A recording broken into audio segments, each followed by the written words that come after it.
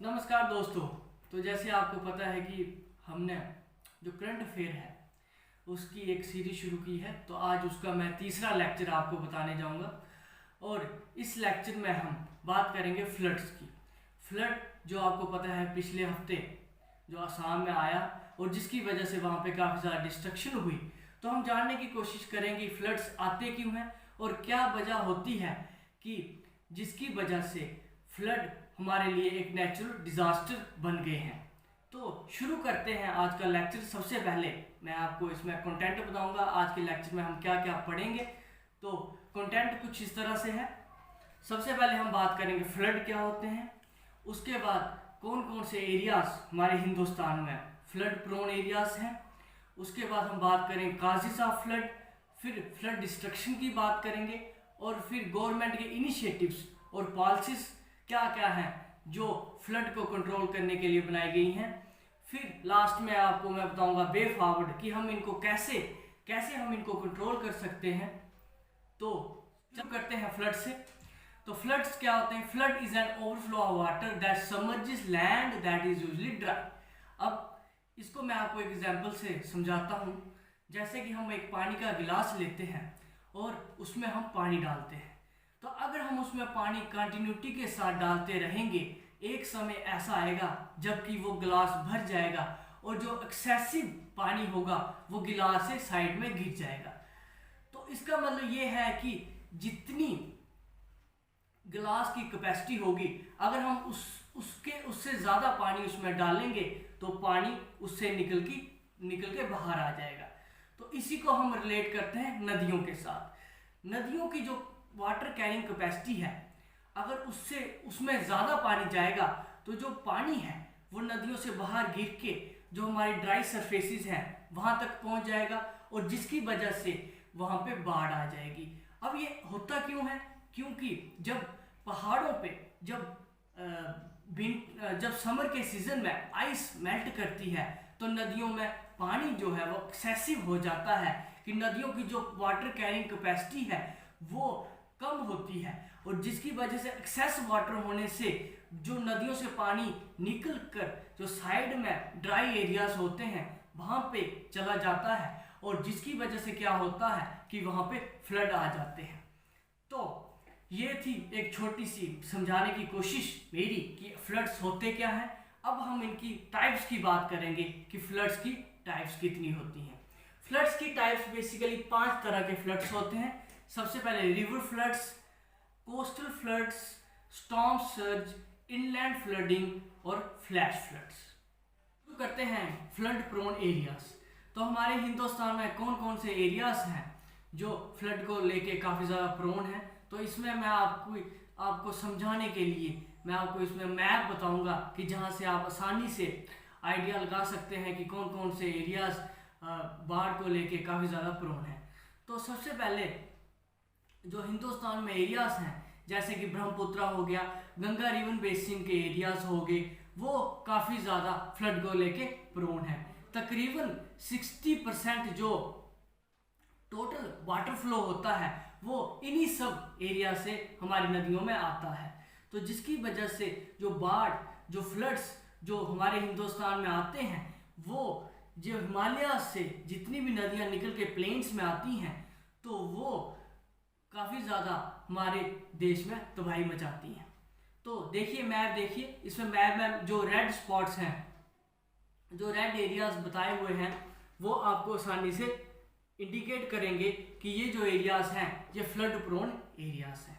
तो बात करते हैं तीसरे पॉइंट में। जैसे कंटेंट में आपको बताया था कि तीसरे पॉइंट में हम बात करेंगे काजेज ऑफ फ्लड की। वैसे तो फ्लड के बड़े सारे काजेज होते हैं, लेकिन जो मेन 3 काजेज हैं natural, hydrometeorological and anthropogenic origin, तो हम इनकी बात करेंगे।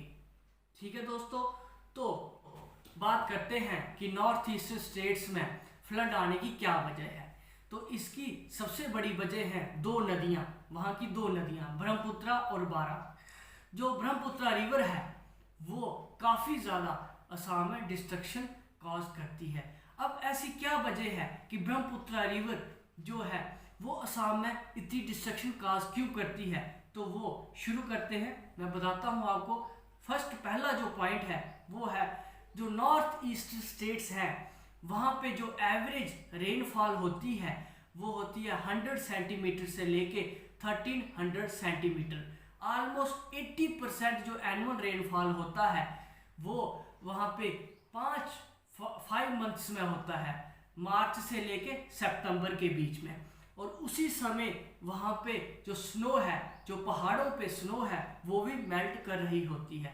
तो स्नो का पानी और रेन का पानी जैसे ही ब्रह्मपुत्र रिवर में जहाँ बाकी वहाँ की जितनी भी रिवर्स हैं वहाँ पे जाता है तो जो कैपेसिटी होती है रिवर्स की वाटर कैरी करने की वो कम हो जाती है और एक्सेसिव वाटर होने से वहाँ पे बाढ़ आ जाती है। तो ये एक पहला कारण है कि वहाँ पे बाढ़ क्यों आती है। अब हम बात करते हैं दूसरे पॉइंट की, लोकेशन ऑफ द प्लेन। कहने का मतलब है कि ब्रह्मपुत्र प्लेन जो है वो आगे पीछे अरुणाचल हिमालयास जो है वो उसके नॉर्थ पटकाई बम में है, अरुणाचल हिल्स जो है वो ईस्ट में है, और नागा हिल्स, कार्बी प्लेटू और मेघालय प्लेटू इन द साउथ। कहने का मतलब ये है कि ब्रह्मपुत्र प्लेन जो है वो बीच में एक बाउल की तरह है और उसके आगे पीछे पहाड़ है। तो जिसकी वजह से क्या होता है कि जब भी पहाड़ों पे रेन होती है वो सारा पानी जो ब्रह्मपुत्र का प्लेन है, जो असम है, वहां पे इकट्ठा हो जाता है और इकट्ठे होने की वजह से वहां पे बाढ़ आ जाती है। तो मैं इसको बेटर तरीके से समझाने के लिए मैप में आपको बताता हूं कि कैसे आगे पीछे जितने भी जो पहाड़ है वो कैसे अरेंज है और कैसे सारी जो रेन है पहाड़ों पे पड़ने के बाद वो एक जगह इकट्ठी हो जाती है और उसको हम बोलते हैं ब्रह्मपुत्र प्लेन। और जो ब्रह्मपुत्र प्लेन है उसमें पानी भर जाता है और बाढ़ की वजह पर। तो देखिए दोस्तों, मैप को ध्यान से देखिए, आपको ब्रह्मपुत्र वैली नजर आ रही होगी और उसके आगे पीछे जितनी भी माउंटेन रेंजेस है जैसे मेघालय प्लेटू आ गया, फिर उसके बाद बराक वैली आ गई, मणिपुर वैली आ गई, प्लेट्यूज जो है जितने भी हैं आपको सारे नजर आ रहे होंगे। और इस मैप को ध्यान से देखिए कि बीच में सिर्फ ब्रह्मपुत्र वैली ऐसी है जो प्लेन है, बाकी सारे के सारे पहाड़ी एरियाज हैं, जिसकी वजह से पहाड़ों पे बारिश होने से सारा पानी प्लेन में आ जाता है, ब्रह्मपुत्र में आता है और बाढ़ काज करता है। अब बात करते हैं तीसरे पॉइंट की, इसमें चोकिंग ऑफ रिवर चैनल्स। अब क्या वजह है इनकी? सबसे पहले जो हिल्स और माउंटेन्स है अरुणाचल प्रदेश में, नागालैंड में, मणिपुर में, मिजोरम और त्रिपुरा में, ये सारे जो माउंटेन्स हैं ये सॉफ्ट रॉक्स के बने हुए हैं, जिनकी वजह से क्या होता है कि जब भी पहाड़ों पे बारिश होती है, बारिश का पानी जो सॉफ्ट रॉक है, जो इनकी मिट्टी है, वो साथ में ले आती है और उसको नदी में डाल देती है। जैसे ही नदी में वो मिट्टी जाती है, नदी उस मिट्टी को कैरी करके प्लेन्स में ले आती है। लेकिन प्लेन्स में पहुंचने के बाद नदी की जो स्पीड है, जो मोशन है नदी का, वो स्लो हो जाता है, जिसकी वजह से नदी की इतनी फोर्स नहीं होती कि वो उस मिट्टी को, उस साइड को आगे ले जाए। तो वो मिट्टी है नदी की जो बेड है उसमें बैठ जाती है, उसमें रह जाती है, जिसकी वजह से वहाँ पे पानी जो है, पानी को रोकने के लिए कोई भी फोर्स नहीं लगती और वहाँ पे फ्लड्स आ जाते हैं। बात करते हैं नेक्स्ट पॉइंट की, जिसमें हम बात करेंगे एंथ्रोपोजेनिक काजेस की। तो एंथ्रोपोजेनिक काजेस क्या होते हैं? एंथ्रोपोजेनिक काजेस हम वो होते हैं जो ह्यूमन की वजह से, जो ह्यूमन के फैक्टर्स हैं, ह्यूमन ने क्या क्या हरकतें वहाँ की हैं जिसकी वजह से जो फ्लड्स आए हैं। तो सबसे पहले बात करते हैं डिफॉरेस्टेशन की।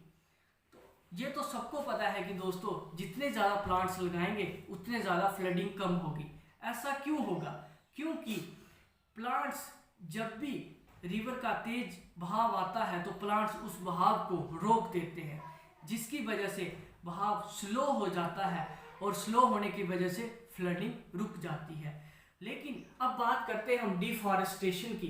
तो डिफॉरेस्टेशन में अगर प्लांट ही नहीं होंगे तो रिवर का जो बहाव है उसको रोकने के लिए हमारे पास कोई भी सुविधा नहीं होगी, तो जिसकी वजह से क्या होगा, वहाँ पे फ्लड्स आ जाएंगे।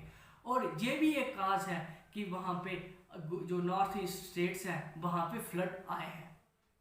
तो बात करते हैं अगले पॉइंट की, एनक्रोचमेंट्स की। सबसे पहले एनक्रोचमेंट्स होती क्या है कि रिवर जब भी पानी लाती है, रिवर का वाटर जब भी आता है तो वो अपने रास्ते में वेटलैंड्स की क्रिएशन करती है।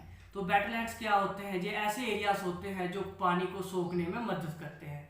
अब क्या होता है कि वेटलैंड्स में लोग क्या करते हैं, बिल्डिंग्स बना देते हैं, इंफ्रास्ट्रक्चर बना देते हैं, जिसकी वजह से उन वेटलैंड्स में कमी आ जाती है। और जब बाढ़ आती है तो वो वेटलैंड्स पानी जो रिवर का होता है उसको वो सोख नहीं पाते, और सोख नहीं पाते इसकी वजह से वहाँ पे बाढ़ आ जाती है। करते हैं दोस्तों एंथ्रोपोजेनिक काजेज में लास्ट पॉइंट की। इसमें अर्बनाइजेशन की बात बताऊंगा मैं आपको। तो अर्बनाइजेशन में क्या है कि नदी के रास्ते में लोग इंफ्रास्ट्रक्चर बिल्डिंग्स बना देते हैं, जिसकी वजह से नदी का रास्ता नैरो हो जाता है, और जब बाढ़ आती है तो नदी अपना रास्ता खुद बनाती है। और खुद बनाने का मतलब ये है कि उसके रास्ते में जो लोगों ने बिल्डिंग खड़ी की होती हैं, जिसकी वजह से नदी का रास्ता नैरो हो जाता है, वो बिल्डिंग्स अपने साथ ले जाती है, और ये भी एक डिस्ट्रक्शन का काज बनता है, ये भी एक फ्लडिंग का काज बनता है, और जिसकी वजह से काफ़ी ज़्यादा लोगों के घर बर्बाद होते हैं। तो फ्लड में आगे बढ़ते हैं तो बात करते हैं फोर्थ पॉइंट की। मैं इसमें बताऊंगा आपको फ्लड डिस्ट्रक्शन जो असम में हुई है कितनी हुई है, तो उसकी मैं थोड़ी सी डिटेल आपको बताऊंगा। सबसे पहले वहाँ पे तकरीबन 43 लाख पीपल जो फ्लड की वजह से इफेक्टेड हुए हैं, और टोटल 4157 विलेज एरियाज और 30 डिस्ट्रिक्ट जो नॉर्थ ईस्टर्न स्टेट्स के हैं वहाँ पे वो इफेक्ट हुए हैं। इसके साथ साथ ही जो असम में हमारा जो काजीरंगा नेशनल पार्क है वो ऑलमोस्ट 95% पानी में सबमर्ज हो गया है, और तकरीबन 17 जो वाइल्ड एनिमल्स हैं उनकी डेथ हो गई है।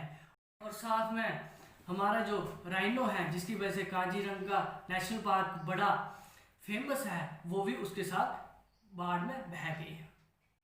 ये था थोड़ा बहुत डिस्ट्रक्शन के बारे में, काजेज मैंने आपको बताए, फिर फ्लड्स क्या होते हैं वो मैंने आपको बताए। अब हम बात करते हैं कि गवर्नमेंट के इनिशिएटिव्स और पॉलिसीज जो उन्होंने फ्लड्स पे बनाई है।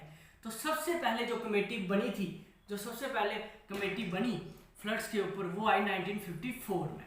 उसके बाद हाई लेवल कमेटी बनाई गई 1957 में, और उसके बाद नेशनल फ्लड कमीशन, जिसको राष्ट्रीय बाढ़ आयोग भी बोलते हैं, वो आया 1980 में।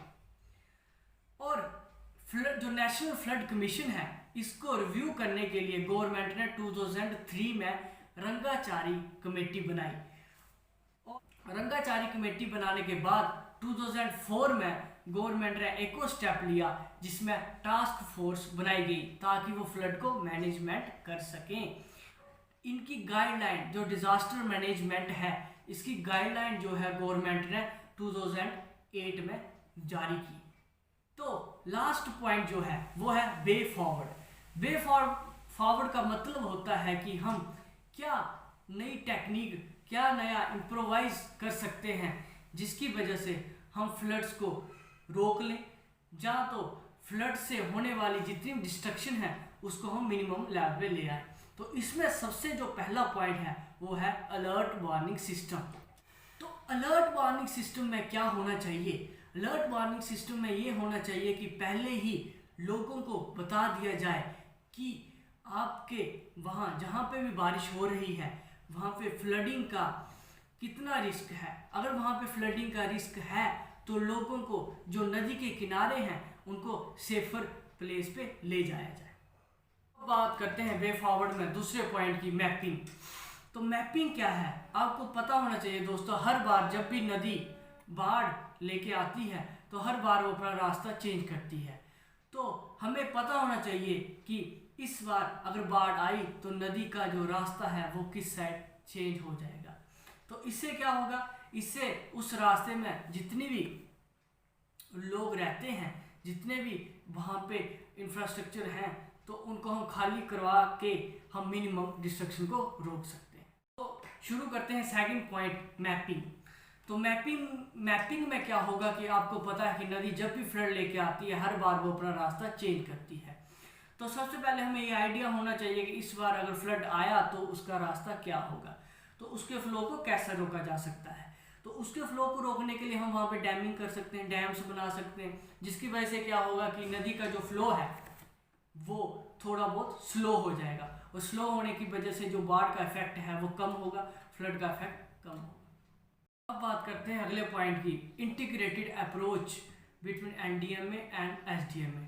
एनडीएमए क्या है, हमारा नेशनल डिजास्टर मैनेजमेंट अथॉरिटी, और एनडीएमए के अंदर ही एसडीएमए भी आती है, स्टेट डिजास्टर मैनेजमेंट अथॉरिटी, और एसडीएमए के अंडर आती है DDMA, district disaster management authorities. तो इनका एक आपस में कोलैबोरेशन होना चाहिए, और जिसकी वजह से जब भी फ्लड आए तो हम एकदम से रिस्पॉन्स करें और मिनिमम डिस्ट्रक्शन को रोकें। अब बात करते हैं दोस्तों एम्बैरकमेंट्स की।